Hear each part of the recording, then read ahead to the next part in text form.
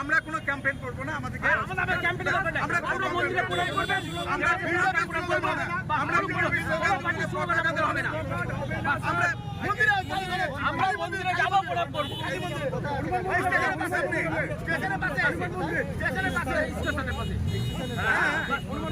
আমাদের এই র্যালিটা পার হয়েছে না।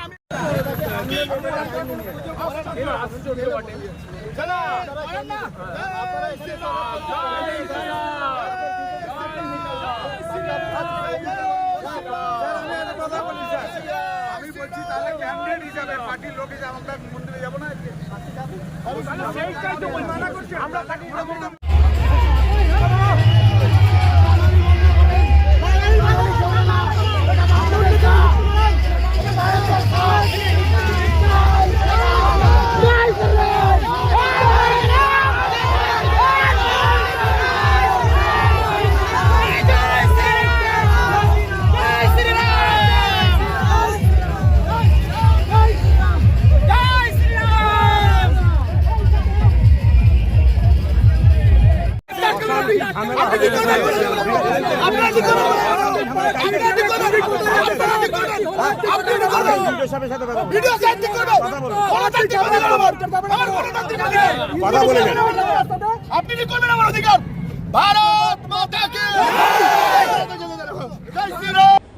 আজ রামনবমী উৎসব। জেলার বিভিন্ন প্রান্তে সকাল থেকেই মহা সমারোহে পালিত হচ্ছে রামনবমী উৎসব। ঠিক সেই মতোই আজকে বীরভূমের মোরারয়েও পালিত হচ্ছিল রামনবমী উৎসব।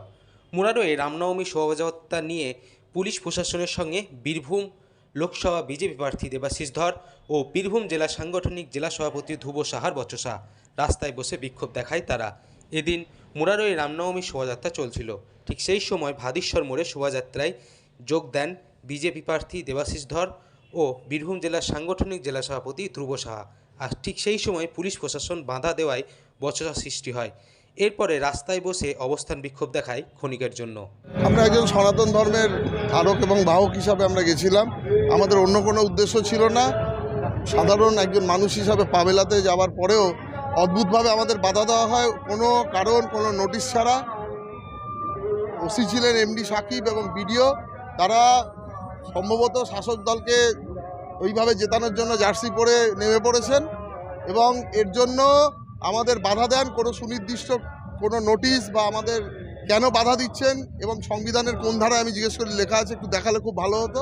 তারা কোনো সদুত্তর দিতে পারেনি, শুধু ধাক্কাধাক্কি এবং আমাদের ওখান থেকে জোর করে সরিয়ে দেওয়া হয় এবং আমরা কিছুক্ষণ সিটিং ডেমনস্ট্রেশনে অবস্থান বিক্ষোভে বসেছিলাম এবং অদ্ভুতভাবে আমাদের কোনো বাধা দেওয়ার কারণ না দেখাতে পারার পরে পরবর্তীকালে আমাদের ওখান থেকে সরিয়ে দেওয়ার পরে আমরা কিন্তু কোনো রকম কোনো বিশৃঙ্খল আচরণ করিনি। তবে কি মুরারই বাসীর প্রতি কীভাবে কি ঘটছে, আগেরবারেও গতবারে ভোট লুট করেছিল এবং চাইছে না এরা কোনোভাবে যে আমাদের জনগণের স্বতঃস্ফূর্ততা জনজোয়ারকে এইভাবে আটকানো যায় না এবং তার প্রতিফলন কিন্তু ভোট বাক্সে মানুষ দেবে।